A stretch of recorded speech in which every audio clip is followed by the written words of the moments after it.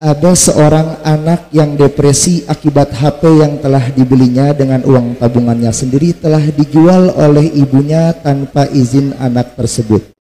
Diduga sang ibu menjual HP anak tersebut untuk keperluan biaya hidup.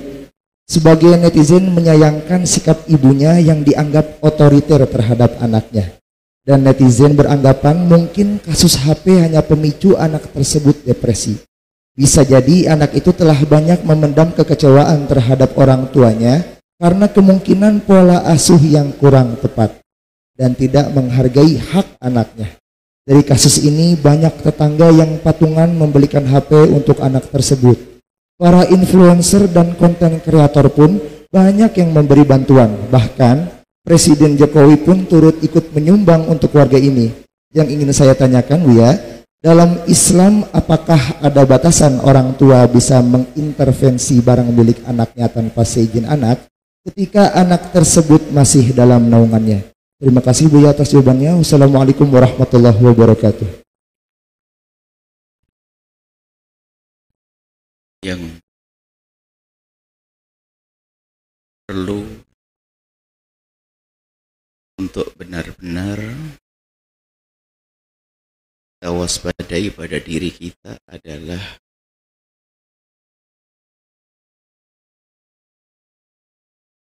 keinginan baik untuk menolong. Kalau ternyata kita belum tahu betul apa yang akan kita tolong, bisa saja malah menjerumuskannya. Maka kami sanjung barangkali ada orang yang ikut membantu anak tersebut, ikut membelikan handphone baru lagi, maksudnya mungkin baik. Akan tapi apakah betul itu yang terbaik yang harus dilakukan?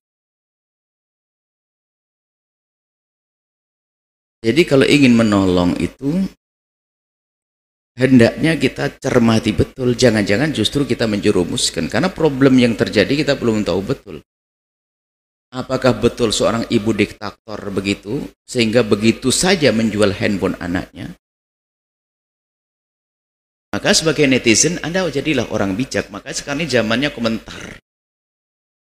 Sehingga komentarnya itu kadang menyakitkan. Satu membela ibu, satu bela. Enggak begitu. Kita pengen lihat kenyataannya.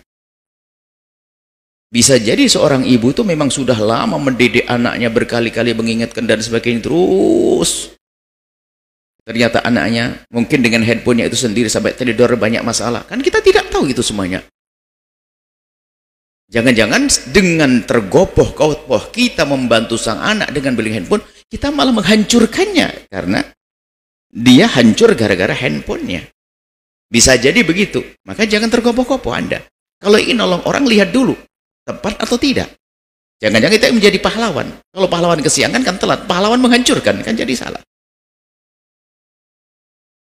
Ya, jadi ibu itu sudah kewalahan mendidik anaknya karena urusan handphone. Tapi di sisi lain kita juga harus, seorang ibu itu kalau mendidik anak tentu dengan kelembutan, ini harus tahapan-tahapannya ada. Kita tidak menyalahkan ibu, enggak juga menyalahkan. Nah, ntar dulu, saya pengen tahu menimbang. Anda ini loh yang jadi penonton itu, loh penonton yang baik deh. Paling tidak kalau tidak mengerti apa-apa, jangan gampang berkomentar. Maka saya akan lihat. Bisa jadi anak ini membadung bandel, memang susah diatur. Bisa jadi memang ibunya, memang ibu kalau ngomong dari kecil kasar sama anaknya dan sebagainya. Depresinya pun Anda juga belum diskusi dengan dia, dan Anda juga bukan seorang psikolog, lalu Anda pastikan sebabnya apa, Anda belum bisa kan? Apakah karena handphone dan sebagainya? Mungkin saja, karena banyak pakar, kami tidak bicara ustadz atau kiai, pakar-pakar di barat sana menyebutkan bahwasanya gadget atau handphone ini bisa menjadikan sebab depresi dan sebagainya. Bukan kami yang ngomong, coba aja lihat Anda. Bukan saya yang ngomong, artinya mungkin juga. Tidak usah mengatakan, nggak mungkin, handphone nggak mungkin. Di sana ahlinya, bukan seperti saya tidak ahli urusan psikologi juga. Tapi di sana pakar-pakar mengatakan begitu bahayanya itu. Coba Anda lihat. Tidak usahlah supaya tidak ada sentimen kepada namanya agama, ustadz dan sebagainya. Anda lihat orang yang di dunia barat sana itu membaca tentang bahayanya itu. Nah, ini. Jadi itu juga bisa saja bahaya. Depresi bisa saja karena itu. Bisa saja karena yang lainnya. Mungkin semuanya. Jadi kemungkinan itu ada. Kemungkinan ada. Kemungkinan karena handphonenya. Kemungkinan karena ibunya yang kasar. Kemungkinan kasarnya ibu karena anaknya sudah bandung lama. Anda tidak tahu itu semuanya. Maksud kami adalah apa?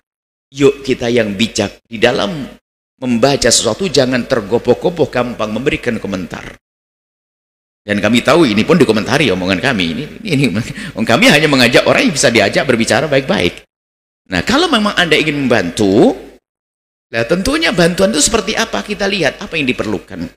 Bisa jadi ibu yang menjual handphone karena ada sesuatu yang sangat penting. Urusan apa? Wallah alam, saya tidak tahu. Mungkin utang karena sekolahnya anaknya kemarin, sementara ibunya diancam terus untuk membiayai sekolah anaknya. Loh, apakah bukan perjuangan ini namanya? Ibunya kebingungan karena apa? Gara-gara membayar sekolahnya nggak cukup, sehingga utang sama orang, dan utangnya terus ditagih sampai begini, sehingga dia harus menjual handphonenya. Mungkin juga. Loh, selagi masih banyak kemungkinan.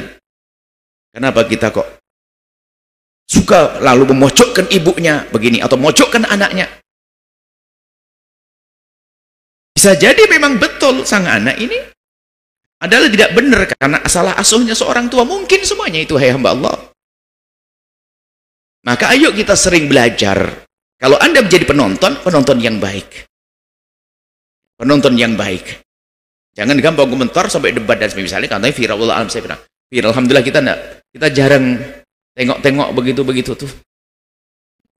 Jadi kita tidak mau komentar juga. Kalau kita lihat, ya lihat saja, tapi tidak usah kita berkomentar. Kalau ingin berkomentar, pastikan menjadi sebab kebaikan semuanya. Nah, setelah itu kami akan simpulkan begini. Jika Anda menjadi seorang ibu, wahai ibu,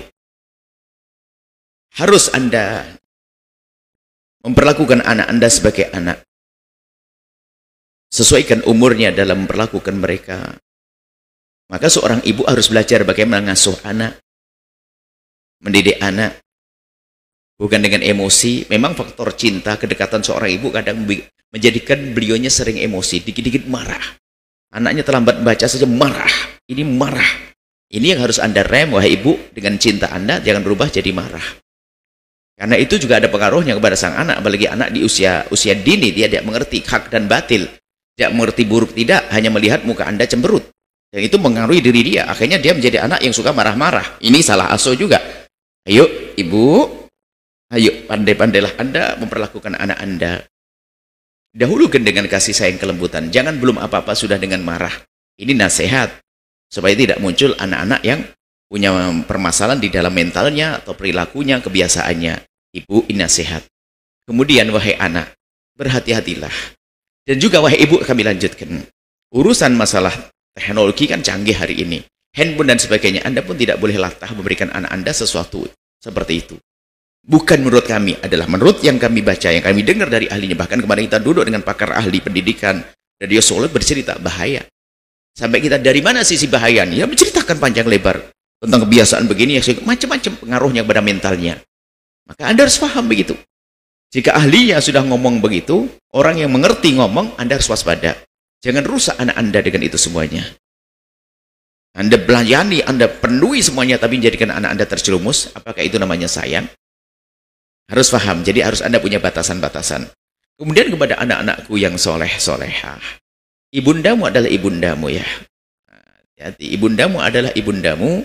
Tingkatkan kepatuhanmu, tingkatkan ketawaduanmu kepada ibundamu. Bahkan kalau seandainya ibundamu marah, kamu harus paham bahwasanya marahnya ibunda adalah semuanya dengan cinta. Jangan ditanggapi dengan kebencian dan seterusnya. Kita perlu mendidikan itu. Sehingga setelah itu tidak ada anak depresi. Kalau dimarahi ibu, dia ngerti. Ibuku marah tapi cinta. Bukan benci kok marah ibu. Cuma di saat menganggap amarahnya ibunda adalah benci, itulah menjadikan depresi. Kenapa saya udah begini terus? Padahal ibunda menginginkan dia baik. Sehingga kita ingin mengajari anak menyikapi kekasaran ibunda dengan positif dong. Kita nasihati ibunda juga jangan kasar. Tapi kalau gayanya menyalahkan ibu salah asuh, anak ini wa'ad, adik. Belum apa-apa, kita belum tahu yang terjadi di situ.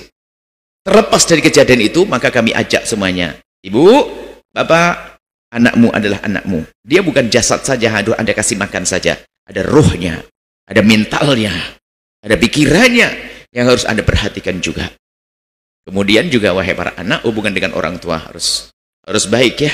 Ingat. Jangan sampai ada sentimen. Suatu ketika kami bicara tentang berbakti pada orang tua. Subhanallah, tiba ada nyelkit. Kok yang dibahas bakti pada orang tua? Memangnya orang tua nggak harus baik sama anak? Yang bertanya pasti bermasalah. Babnya mendidik anak beda. Cuma bahasanya bahasa bakti. Kok seolah-olah yang dihukum kok anak terus neraka, durhaka. Memangnya orang tua, Islam luas, lengkap semuanya.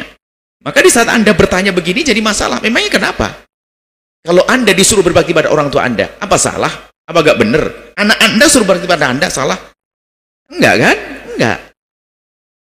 Nah, kemudian di sisi lain bab pendidikan orang tua, cuma bahasanya bukan bakti. Orang tua mendidik karena apa? Melihat anaknya. Kalau diartikan bakti sudah jelas menggendong anaknya. Anaknya belum punya jasa. Bakti apa yang melebihi daripada seorang ibu tidak pernah lihat jasa anaknya tapi digendong setiap hari? Ayo apa? Makanya kaget suatu ketika dia kait dengan pertanyaan. Ini kok yang dibahas tentang berbakti pada orang tua? Memangnya orang tua tidak harus berbakti pada anak? Terus saya, astagfirullahaladzim. Waktu kau digendong oleh ayahmu tuh, kau punya jasa apa? Kan begitu ya. Ibumu sudah sangat baik, makanya kita harus seimbang. Hei anak, baiklah dengan bapak ibumu. Hei ibu, kasih sayanglah dengan anakmu dengan sungguh. Nah, inilah maksud kami, jangan biasa dengan caci maki, olok-olokan dan seterusnya. Apalagi mengomentari, apalagi tiba-tiba Anda menolong, jangan-jangan Anda malah mengganggu. Anda yang sudah mengetahui bahasanya anak Anda menjadi rusak gara-gara handphone. Kalau ada orang berikan handphone pada anak Anda sedih kok, marah kok, kan begitu. Andanya sok jadi pahlawan. Sudah, kasih aja anak ibu. Dia nangis karena handphone, Anda kasih. Udahlah, tidak usah urusan handphone. Itu anaknya si ibu ini lagi flu. Pengen ya es krim. Bukan ibunya nggak punya, dia punya duit. Cuman anaknya jangan makan es krim. Anda sok jadi pahlawan. Kasihan ibu tidak punya kasih sayang. Sini nak, kita beli es krim. Bener begini nih? Loh, makanya jangan sok jadi pahlawan. Guru bantu, ini dan sebagainya. Nah, kalau tadi bantu keluarga, bolehlah kasih duit keluarga, bangunkan rumah yang bagus, boleh-boleh aja. Maksud kami, ayo kita jadi orang yang tidak gelatah berkomentar yang jelek, mencaci, mengolok dan sebagainya. Akan tapi orang cerdas adalah belajar dari kenyataan. Apa yang terjadi pada orang, kalau Anda anggap tidak baik, Anda jangan. Kalau memang ada ibu nggak benar sama anak, Anda jangan seperti itu. Kalau ada anak nggak baik sama ibunya, jangan seperti itu. Kalau ada anak rusak gara-gara handphone, Anda jangan jadikan Anda. Itu orang pinter. Jangan membela, nggak apa-apa handphone, nggak salah. Awas, anak Anda jadi korban yang pertama nanti. Jangan sombong, gara-gara saya jualan handphone lalu ngomong gitu, ya nggak sah. Atau gara-gara saya ini nggak sah. Jadi keadilan itu penting.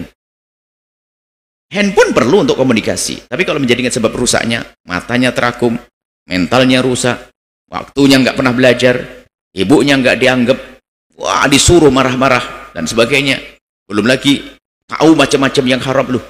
Kan harus cermat semacam ini. Baik, kami ingin mengajak semuanya cerdas dan cerdas. Sopan, baik hati.